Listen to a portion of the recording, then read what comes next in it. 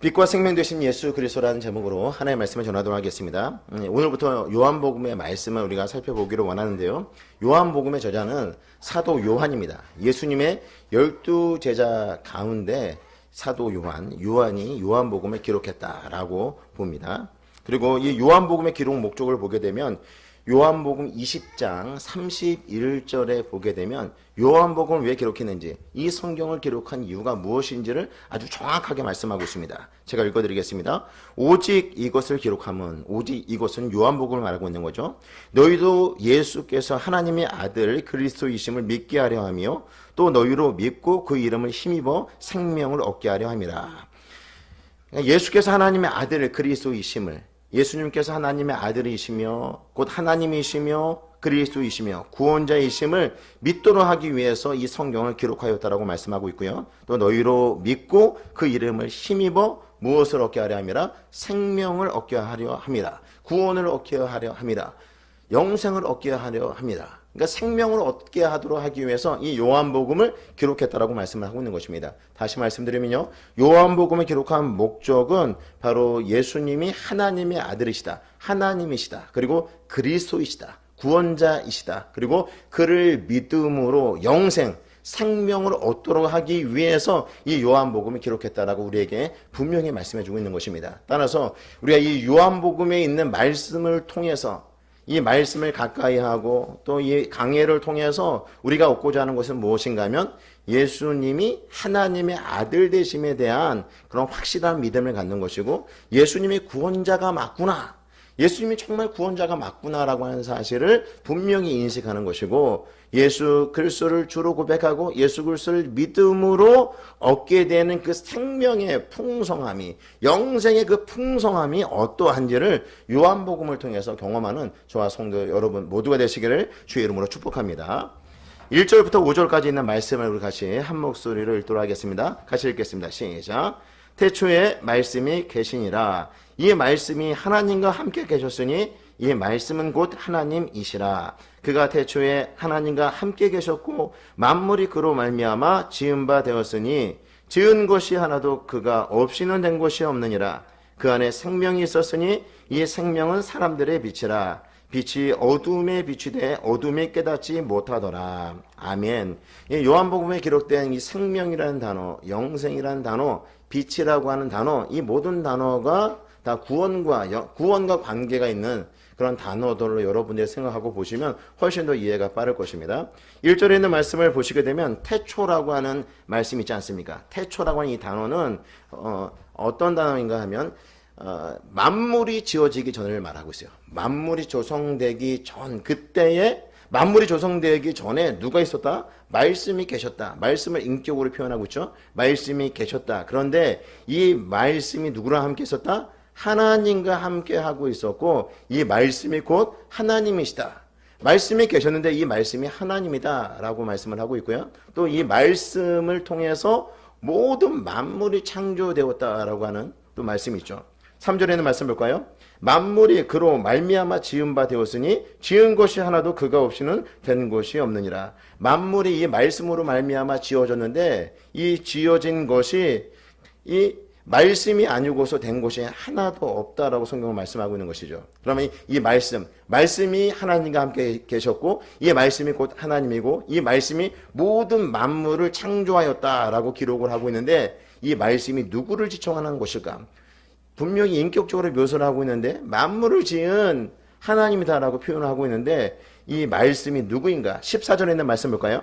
14절에 있는 말씀 같이 보겠습니다. 시작. 말씀이 육신이 되어 우리 가운데 거하심에 우리가 그의 영광을 보니 아버지의 독생자의 영광이요 은혜와 진리가 충만하더라. 누구를 말씀하고 있는 거예요? 예수님을 말씀하고 있는 거죠. 이 말씀이 육신이 되어서 우리 가운데 거하시는데 그분이 바로 예수님이라는 거예요. 그러면 앞에서 말씀하고 있는 이 말씀은 누구를 말하고 있는가? 성자 예수님, 삼위일체 하나님 가운데 제2 위격을 가지고 계신 성자 하나님, 바로 예수 그리스도를 말씀하고 있는 것입니다. 바로 예수 그리스도가 온 우주 만물을 창조함으로 이 창조주로서 경배와 영광을 받기에 합당하신 분이신데, 바로 그 안에 생명이 있고 그 빛을, 생명의 빛을 세상에 비추었는데, 어두운 가운데 비추었는데 어둠이 어떻게 반응했다라는 것이에요?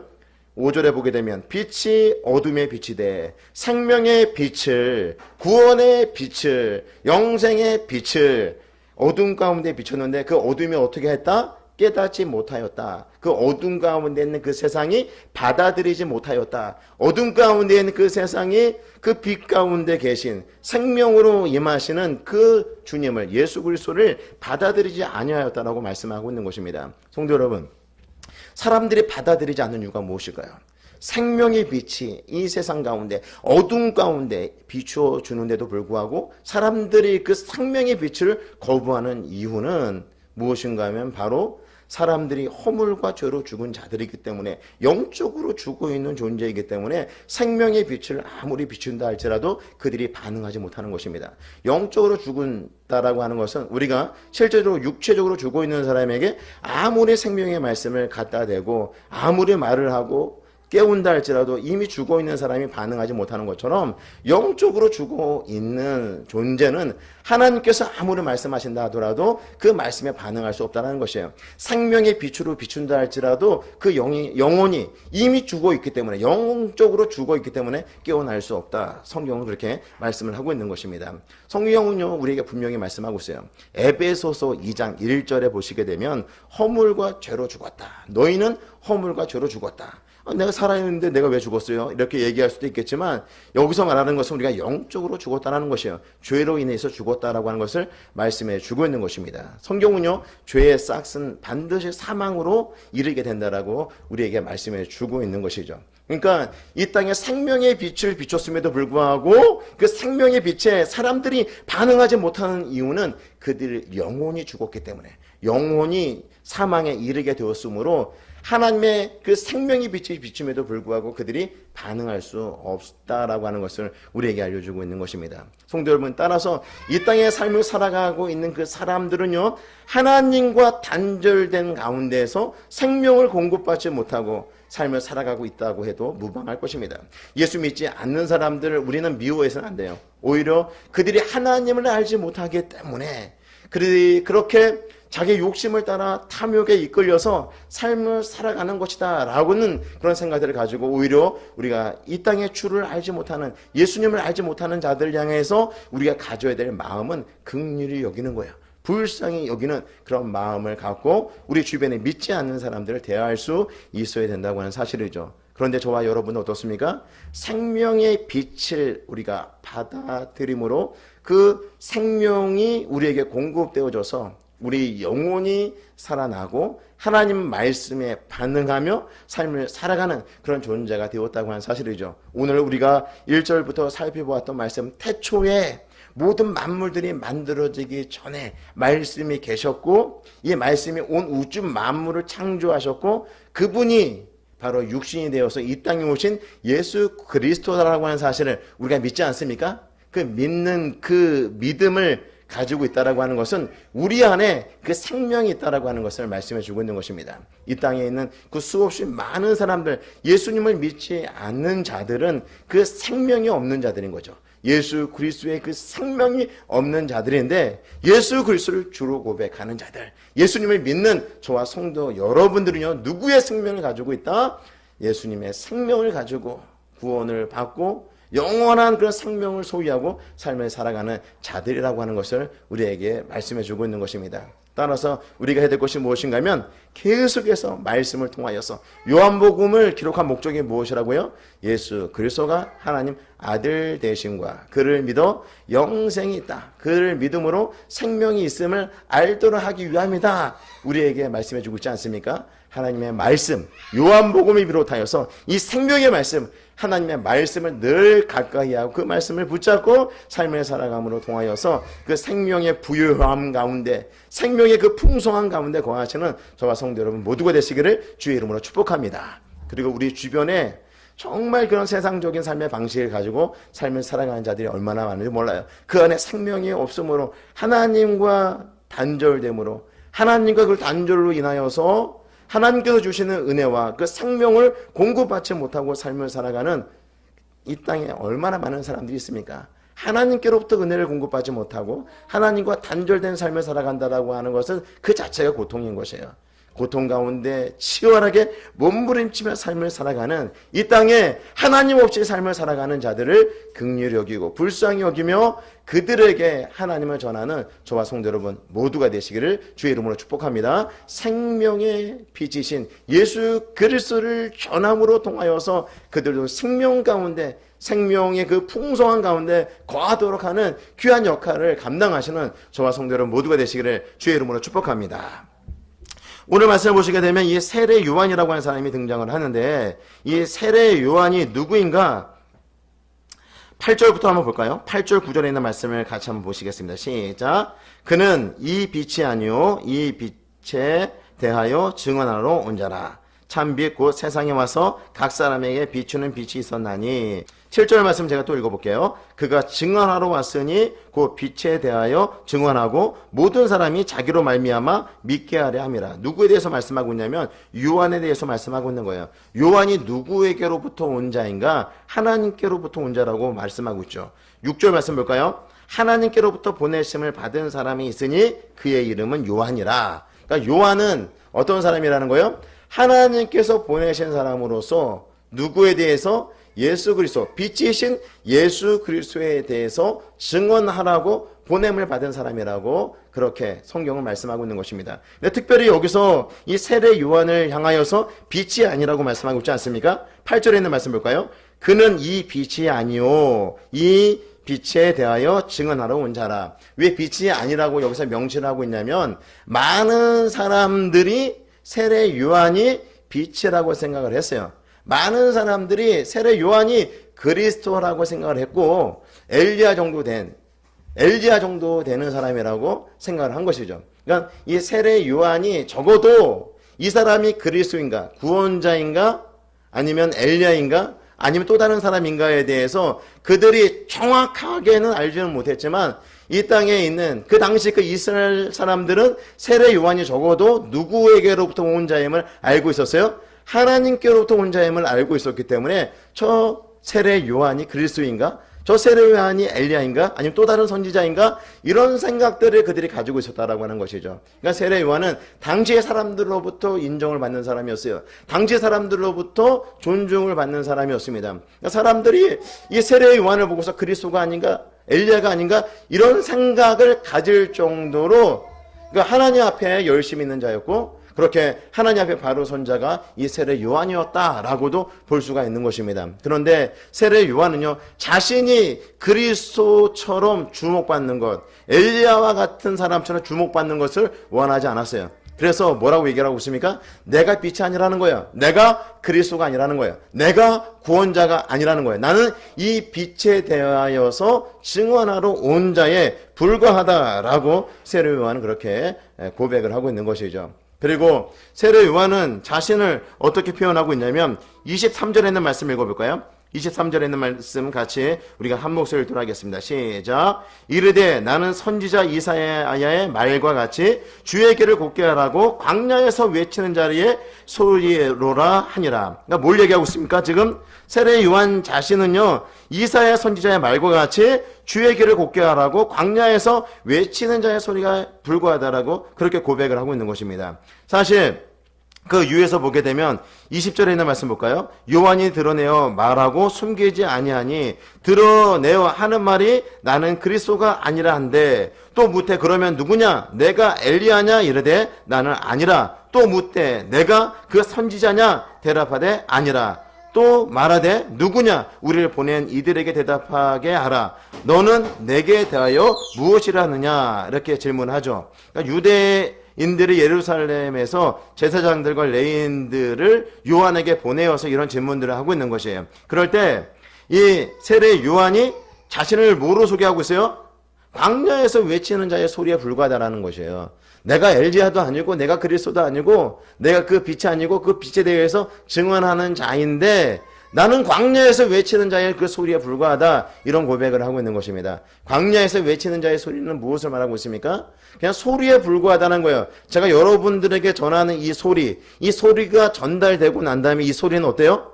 여러분 귀를 울려주고 그리고 그것을 내로 전달해서 제가 한 그 소리에 대해서 해석을 하고 긍정을 하든지 부정을 하든지 어떤 반응을 보이고 이 소리의 형체는 사라지고 없어지는 거죠.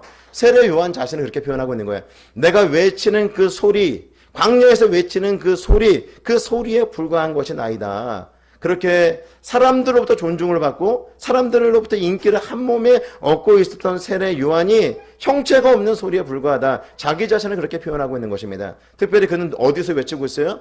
종교 지도자들이 많이 모여있는 곳에서, 사람들이 많이 모여있는 곳에서 외치는 것이 아니라 바로 이 광야와 같은 곳에서, 광야에서 하나님의 말씀을 지금 선포하고 있는 거죠. 그 하나님의 말씀에 그 사람들에게 전달되어질 때 전달되어서 없어지는 그런 형체가 없는 존재가 바로 자신이다. 이런 고백을 하고 있는 것입니다. 요즘 사람들은 어때요? 나라고 하는 사람에 대해서 관심이 많죠.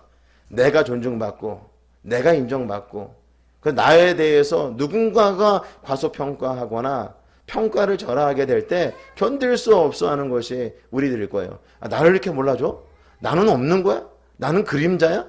나는 무늬만 있는 존재야? 뭐 이렇게 얘기하면서 나라고 하는 존재에 대해서 누군가 알아주기를 원하고 나 자신을 드러내고 나 자신을 부각하고 그러니까 나의 어떤 존재감에 대해서 어필하기를 원하고 누군가가 그것을 받아들이지 않게 될 때 자괴감과 상실감에 빠지는 것이 현대를 살고 있는 사람들의 모습이다라고 볼 수가 있는 것이죠. 그러니까 어떻게 하든지 사람들과 그런 관계 속에서 나라고 하는 존재가 있음을 알리도록 하는 그 일들에 대해서 우리 부단히 노력하고 나라고 하는 그 사람의 초점을 맞추고 살아가는 그런 시대라고도 볼 수가 있는 것이죠. 그런데 세례 요한은 자기에게는 관심이 없어요. 사람들은 세례 요한을 주목하고 있고 세례 요한이 그리스도냐 세례 요한이 엘리야냐 이렇게 관심을 갖고 있으면서 그를 존경하고 그의 인기는 하늘을 찌르고 있는데 그는 여전히 광야에 머물러 있으면서 외치는 자의 그런 소리로서 존재하고 있는 이 세례 요한의 모습을 보여주고 있는 것입니다. 세례 요한은요 자신이 어떤 존재인지 자신의 정체성에 대해서 너무나 분명하게 잘 알고 있는 사람이었다라고 하는 것입니다. 하나님께로부터 보냄을 받고 그리고 많은 사람들에게 회개의 세례를 베풀어 주어서 예수 그리스도가 오게 될 때 그들이 예수 그리스도에게로 향할 수 있도록 돕는 역할을 하는 것이 바로 이 세례 요한의 사명이었다는 것입니다. 또한 세례 요한이 세례를 베푼 이유가 있었는데 왜 세례를 베풀었냐면 세례를 베풀 때 성령이 비둘기와 같이 임하는 그분이 그리스도인데 그분을 증언하기 위해서 세례 요한이 세례를 베풀었다라고 그렇게 말씀을 하고 있는 것입니다. 33절, 34절에 있는 말씀인데요. 제가 읽어드리겠습니다. 나도 그를 알지 못하였으나 나를 보내어 물로 세례를 베풀라 하신 그이가 나에게 말씀하시되 성령이 내려서 누구 위에든지 머무는 것을 보거든 그가 곧 성령으로 세례를 베푸는 이인 줄 알라 하셨기에 내가 보고 그가 하나님의 아들이심을 증언하였노라 하니라. 그러니까 세례 베푸는 이유가 성령이 비둘기와 같이 임하는 그 사람이 그리스도이고 그 그리스도를 증언하기 위해서 지금 내가 세례를 베푸고 있다. 나는 그를 증언하기 위해서 온 사람이다. 이렇게 고백을 하고 있는 것입니다. 그는 흥하여야 하고 나는 망하여야 한다. 그러니까 오직 누구만을 위해서 지금 존재하고 있는 거예요? 예수 그리스도를 드러내고 예수 그리스도가 영광을 받으시는 그 일에 초점을 맞추고 삶을 살아갔던 세례 요한의 모습을 우리가 볼 수가 있는 거죠. 이 복음서를 통해서 우리가 볼 수가 있는 것입니다. 성도 여러분, 나라고 하는 그런 존재에 대해서 누군가가 알아주고 누군가가 알아주지 않는 것은 정말로 중요하지 않아요. 왜냐하면 나를 평가하는 그 사람도 불완전한 존재예요. 나에 대해서 긍정적인 그런 평가를 내리는 사람은 어떤 사람이에요? 내가 잘해준 사람. 그래서 그 사람은 그 잘해준 것으로 인해서 나를 긍정적으로 평가할 뿐이지 그것이 절대적인 평가가 될 수가 없는 것입니다. 내가 조금이라도 못해주거나 관심에서 벗어나게 될 때 어때요? 또 나에 대해서 부정적인 그런 평가를 내릴 수가 있는 것이에요. 그래서 사람들에게 인정을 받기 위해서 몸부림치는 것은요 허무맹랑한 일이고 사람들에게 인정을 받기 위해서 몸부림치면서 얻을 수 있는 것은 없다라고 하는 사실이죠. 무엇보다 하나님께서 우리를 인정하신다니까요. 하나님께서 나를 사랑하시고 나를 존귀하게 여기신다니까요. 하나님께서 인정하시고 나를 하나님의 귀한 자녀로 삼으시고 나에게 그 영원한 생명을 주셨는데 아들까지도 아낌없이 우리 모든 죄의 문제를 해결하기 위해서 우리에게 주신 그 하나님의 놀라운 사랑, 그 놀라운 은혜 가운데 우리가 거하게 될 때 이 세례 요한과 같은 신앙의 고백을 우리도 할 수 있을 것입니다.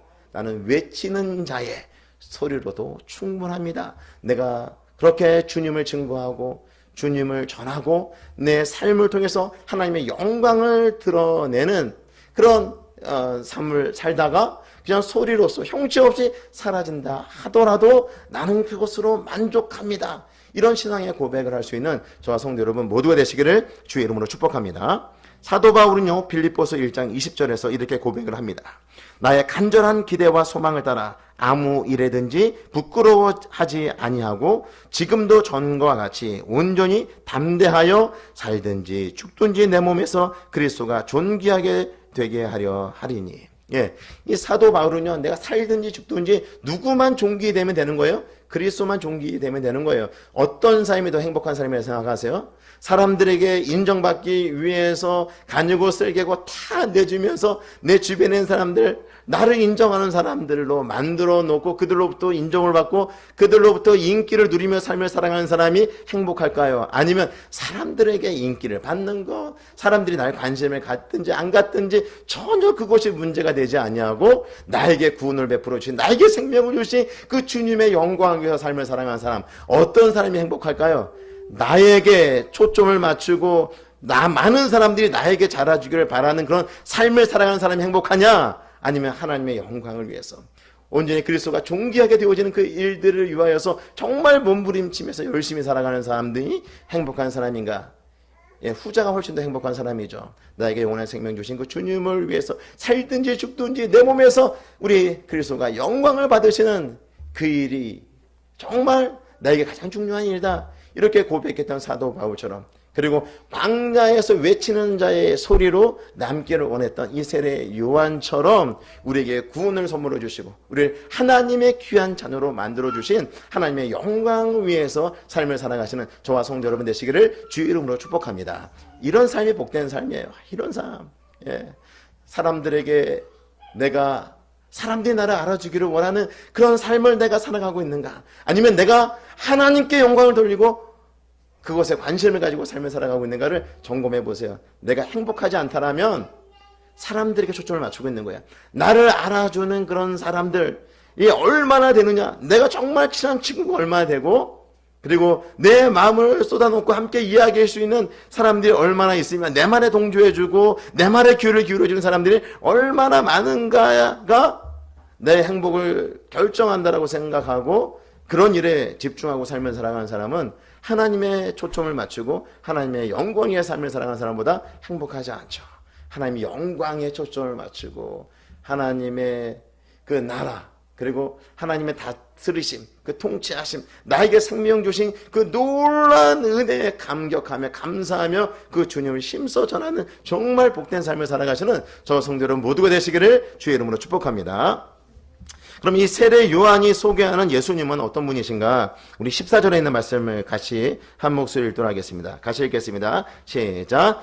말씀이 육신이 되어 우리 가운데 거하심에 우리가 그의 영광을 보니 아버지의 독생자의 영광이요 은혜와 진리가 충만하더라. 예, 말씀이 육신이 되어서 우리 가운데 거하시는 분이 누구라고요? 바로 예수 그리스도죠. 우리가 그의 영광을 보니 아버지의 독생자의 영광이요 바로 예수 그리스도를 보고 있다는 것이에요. 그래서 은혜가 진리가 충만하다라고 말씀하고 있는데, 특별히 말씀이 육신이 되어 우리 가운데 거하신다. 여기서 우리 가운데 거하신다라고 하는 이 표현이 어떤 표현이냐면 하나님이 장막을 치시고 우리와 함께 하신다라고 하는 이 표현입니다. 다시 말씀드리면 구약에서는 이스라엘 백성들 가운데 하나님께서 어떻게 거하셨냐면 하나님께서 그들과 함께 하신다라고 하는 의미로서 이 성막을 짓게 하신 것이에요. 그러니까 이 성막의 기능 가운데 어떤 기능이 있냐면 하나님과 만남, 하나님과 교제하는 기능이 있는 거예요. 다시 말씀드리면 하나님께서 이스라엘 백성들과 함께 하신다라고 하는 의미로서 성막을 짓게 하시고 그 가운데 하나님께서 자기 이름을 두려고 택한 그 언약궤를 그곳에 두게 하셨다라고 하는 것입니다. 이스라엘 백성들 너희들과 하나님께서 함께 하시겠다라고 하는 것을 말씀해 주고 있는 것입니다. 그러니까 이스라엘 백성들은 우리와 같이 이 부족한 연약한 자들, 애굽에서 400년 동안 종살이하고 있었던 우리들에게 우리 하나님께서 함께 하신다고 그 자체가 은혜였던 거죠. 그런데 우리 예수님께서 지금 말씀이 육신이 되어서 우리 가운데 거하신다, 우리 가운데 장막을 치셨다라고 하는 것은요, 이 구약의 성막을 통해서 이스라엘 백성들과 함께 하셨던 그 하나님, 사실 이 성막은 누구를 모형으로 하고 있냐면 예수 그리스도를 모형으로 하고 있는 것이에요. 그러니까 이 성막을 통해서 예수 그리스도를 볼 수가 있는 것인데, 그러니까 이 성막은 실체가 아닌 거죠. 실체는 누구예요? 예수 그리스도가 실체인 거죠. 그러니까 하나님께서 이스라엘 백성들과 함께 하시겠다라고 하는 임재의 상징으로서 성막을 지으라고 말씀하셨는데, 그 실체인 예수 그리스도가, 이 성막이 그림자라고 한다면 이 성막의 실체가 예수 그리스도인 거예요. 예수 그리스도가 이스라엘 공동체 가운데 임재하셔서 그들 가운데 장막을 치셨다라고 하는 것을 말씀해 주고 있는 것입니다. 근데 이 성막은 그림자고 예수 그리스도가 실체라고 했다면, 이 실체인 예수 그리스도가 임자였다라고 하는 것은 뭘 얘기하고 있습니까? 그들 가운데는 이스라엘, 모세를 통하여서 성막을 짓게 하고 이스라엘 공동체 가운데 임재하신 그 하나님도 엄청난 은혜인데, 그거와는 비교할 수 없는 예수 그리스도가 장막을 치시고 이 땅 가운데 거하셨다라고 하는 것은 훨씬 더 풍성한 은혜가 된다라고 하는 것을 말씀해 주고 있는 것이죠. 그러니까 예수 그리스도를 통해서 우리는 이제 하나님을 만나는 거죠.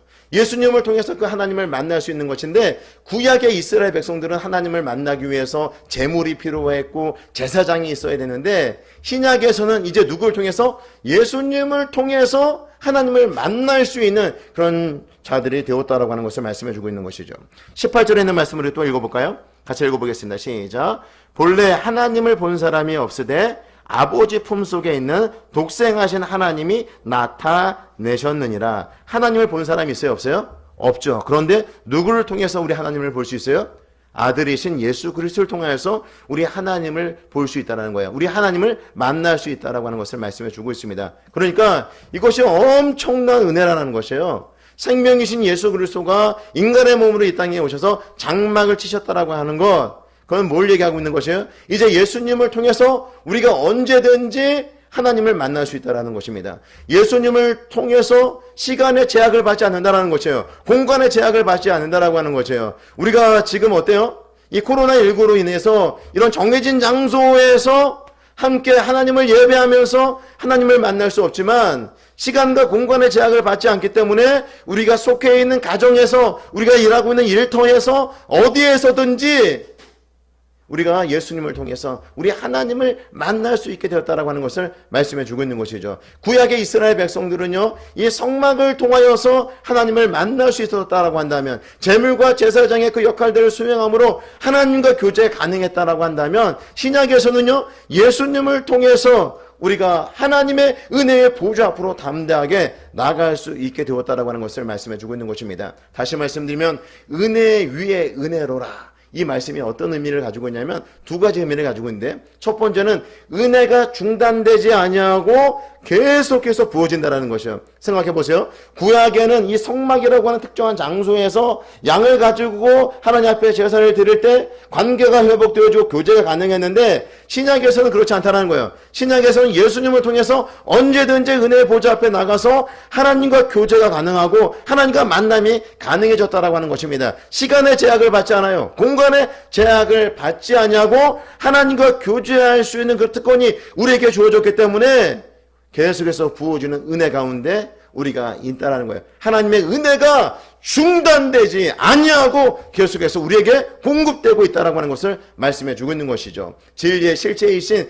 그 예수님이 우리와 함께 하심으로 은혜가 계속해서 부어지는 시대에, 성막이 아니더라도, 예배당이 아니더라도 집에서도 얼마든지 기도함으로, 은혜의 보좌 앞으로 나감으로, 하나님의 말씀을 가까이 함으로 하나님이 주시는 그 은혜의 풍성한 가운데 우리가 거하며 삶을 살아가는 그런 존재들이 되었다라고 하는 것을 말씀해 주고 있는 것입니다. 또 한 가지는요, 구약의 은혜, 구약에서 하나님 주시는 그 은혜가 있었잖아요. 구약의 그 성막을 통해서 하나님과 만나는 그런 은혜가 있었는데, 그것과는 비교할 수 없는, 그것을 대체하는 그 은혜가 바로 예수 그리스도 안에서 은혜의 풍성함으로 우리에게 주어졌다라고 하는 것을 말씀해 주고 있습니다. 다시 말씀드리면 바로 예수 그리스도가 말씀이셨던 그 예수 그리스도가 인간의 몸으로 이 땅에 오셨다라고 하는 것, 예수 그리스도께서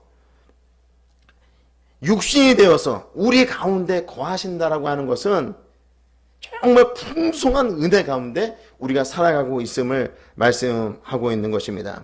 성도 여러분, 이 말씀의 풍성한 가운데 우리가 거하고 있는데 신기한 건, 이해할 수 없는 것은 무엇인가 하면 은혜가 없다. 그리고 하나님께서 놀라운 은혜를 나에게는 주시지 않는 것 같다.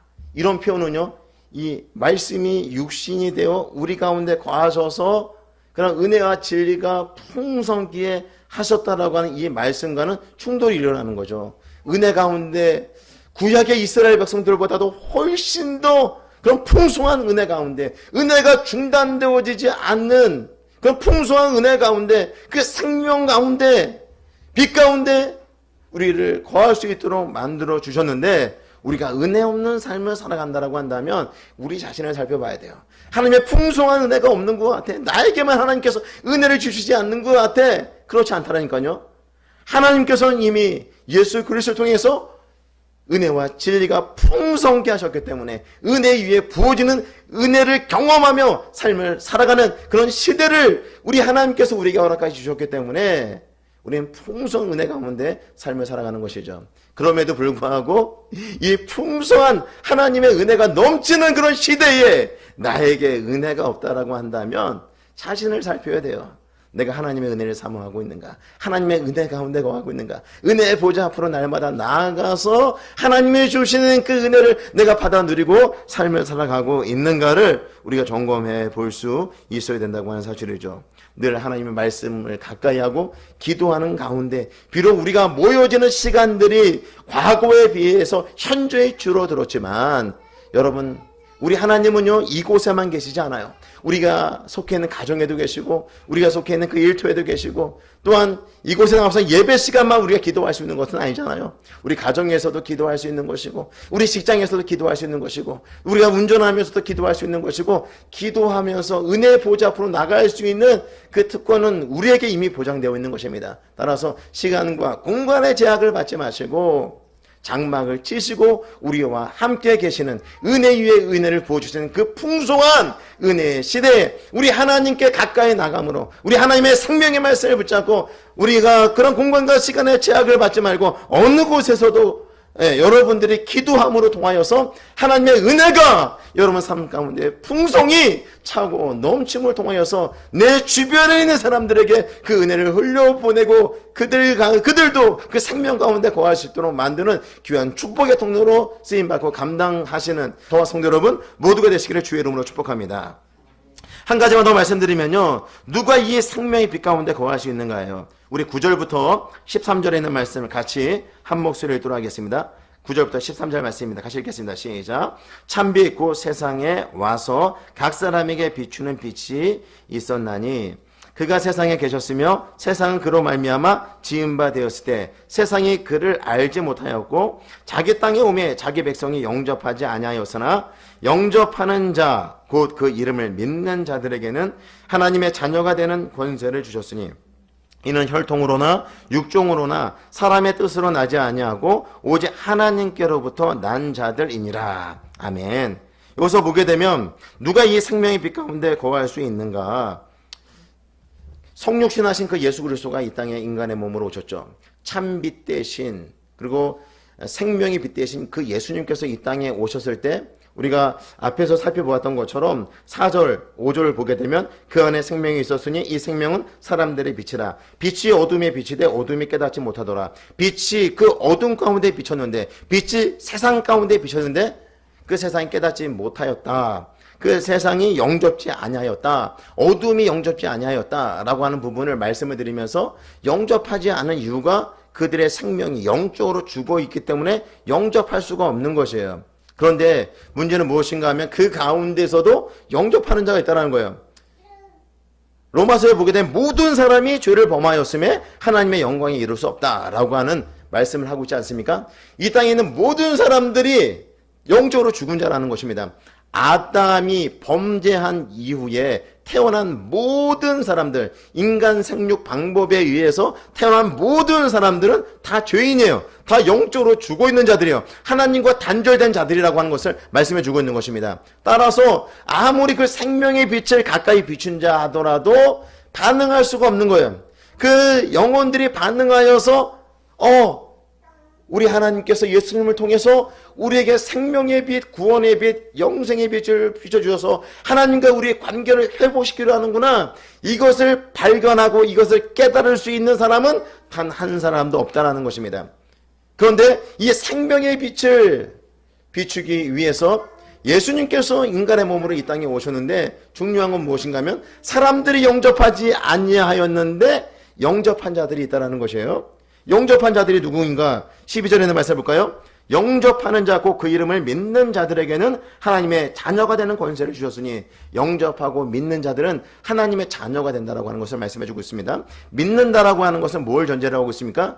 내가 지금까지 살았던 삶의 방식을 내려놓고 이제 하나님의 말씀대로 하나님의 뜻대로 삶을 살겠습니다. 더 이상 죄에 대한 욕심을 가지지 아니하고 하나님의 영광을 위해서 하나님을 위해서 우리가 삶을 살아가겠습니다. 생명을 끊임없이 소유하면서 삶을 살아가겠습니다라고 하는 것이 예수 그리스도를 믿는 거죠. 신뢰의 대상을 나에게서 예수님에게로 옮기겠습니다. 이것이 바로 예수님을 영접하는데 이 영접하는 자에게 주시는 권세가 뭐냐면 하나님의 자녀가 되는 권세를 주신다는 거예요. 하나님의 자녀는 뭘 얘기하고 있습니까? 하나님의 자녀라고 하는 것은 하나님께로부터 오는 그 모든 좋은 것을 상속받을 수 있는 자격을 갖춘다라는 것이에요. 하나님의 자녀, 하나님께로부터 오는 모든 그 좋은 그것을 공급받는 그런 권세를 가진 자가 된다라고 말씀하고 있는 것입니다. 이렇게 세상은 하나님을 알지 못하고 예수님이 이 땅에 참빛으로 오셔서 생명을 우리에게 주시기를 원하시는데 사람들이 그것을 거부하는데 모든 사람이 다 그 빛을 거부하는 것이 아니라 그 생명의 복음을 거부하는 것이 아니라 그것을 영접하는 사람들이 있다는 것이에요. 그 영접한 사람이 누구예요? 바로 성도 여러분들과 제가 그 참빛 대신 예수 그리스도, 생명이신 그 예수 그리스도를 인격적으로 우리가 모셔드리고 받아들임으로 통해서 우리가 하나님의 귀한 자녀가 되었다고 하는 사실이죠. 근데 더 놀라운 것은요, 아니 이 땅에 이미 다 죽어 있는 자들인데 어떻게 내가 예수님을 믿었지? 어떻게 내가 하나님의 자녀가 되었지? 이런 부분을 생각할 수 있잖아요. 모든 사람들이 죄로 인하여서 다 죽어 있는데, 그래서 영적으로 죽어 있어서 생명의 빛을 비춘다 하더라도 그 빛에 반응할 수가 없는데 어떻게 내가 예수님을 믿었지? 어떻게 내가 예수님을 믿고 하나님의 귀한 자녀가 되고 영생을 선물로 받고 우리 안에 생명을 소유하며 삶을 살아가는지, 이 부분에 대해서 우리가 궁금할 수 있는데 그 대답을 13절에서 하고 있는 겁니다. 13절 말씀을 같이 읽어보겠습니다. 시작. 이는 혈통으로나 육종으로나 사람의 뜻으로 나지 아니하고 오직 하나님께로부터 난 자들이니라. 그러니까 영접하는 자, 예수님을 영접하여서 하나님의 자녀가 된 자들이 알고 보니까 사람의 뜻으로 나지 아니하였다는 거예요. 좋은 어떤 신앙의 전통과 가문을 가지고 있는 집안에서 태어났기 때문에 신앙을 갖는 것이 아니라는 것이에요. 그리고 사람의 뜻으로 어떤 학문하거나 배워서 하나님의 자녀가 되는 것이 아니라는 거예요. 우리가 예수님을 영접하고 예수님을 하나님의 아들로 모시고 우리의 삶의 방법, 방식들, 내 중심에서 하나님의 중심으로 옮기는 이런 모든 일들이 일어나는 것은 사람의 뜻으로 난 것이 아니라 하나님께로부터 난 것이다. 창세전에 하나님의 놀라운 계획 가운데 우리가 그 하나님 계획 안에 있었던 거죠. 그리고 하나님의 기쁘신 뜻 안에서 사랑으로서 우리 한 사람 한 사람을 선택하셔서 하나님의 자녀로 만드실 것을 이미 하나님께서 예정을 하신 거예요. 하나님께서 작정을 하고 계셨다가 하나님의 그 경륜의 때가 되었을 때, 하나님 그 정한 때가 되었을 때 우리를 한 사람 한 사람 불러주셔서 하나님의 귀한 자녀가 되게 하셨다라고 하는 사실이죠.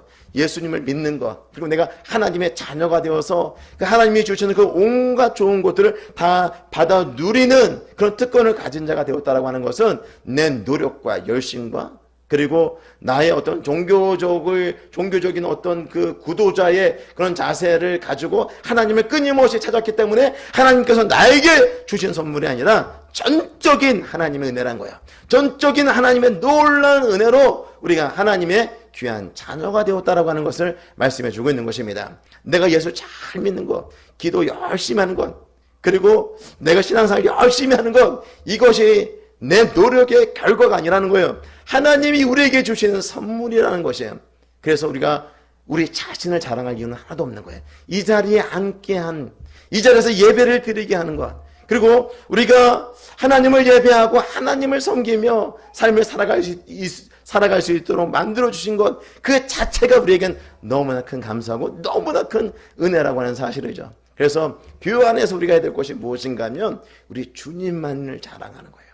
우리 주님만을 높이는 거예요. 우리에게 영원한 생명 주신 그 주님만을 높이고, 그리고 이 땅에 아직 그 생명을 누리지 못하고 예수 그리스도의 생명이 없는 이 땅에서 고통하고 신음하며 코로나19로 인하여서 얼마나 사람들이 지금 표정들을 한번 보세요. 낙심하고 의심하고 불신하고 이런 것들이 팽배해 있는 이 시대, 예수 그리스도의 생명이 없는 그들에게 예수 그리스도의 생명을 나누어주고 예수 그리스도의 그 생명을 통해서, 그 복음을 통해서 하나님의 귀한 자녀가 될 수 있다라고 하는 사실을 널리 증거하고 전하며 이 어두운 시대에 우리 주님을 선포하고 우리 주님을 증거하는 저와 성도 여러분 모두가 되시기를 주의 이름으로 축복합니다.